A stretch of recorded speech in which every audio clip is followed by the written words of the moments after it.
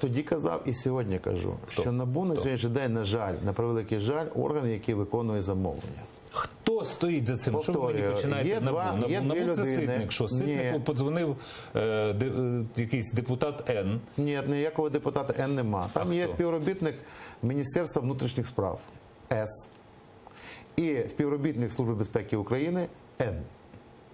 Хто це?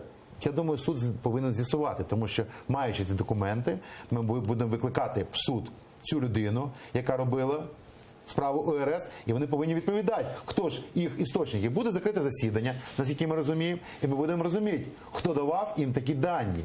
І хто взагалі приймав рішення в НАБУ про законну діяльність народних депутатів і ставив питання недопущення прийняття законів, тому що вони, на їхню думку, будуть ніяким чином не впливати, а навпаки там щось будуть руйнувати. Тобто, ви розумієте, сьогодні є напад на парламентаризм в Україні.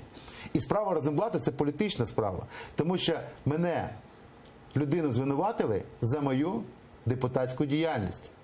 Не жодного факту. Я вас тому запитував, Не жодного факту підтверджуючи, що я маю стосунки, чи маю відношення до якоїсь незаконної видобутку бурштина, чи я пов'язаний з якимось там кришуванням, все інше, взагалі відсутні відомості в справі ОРС.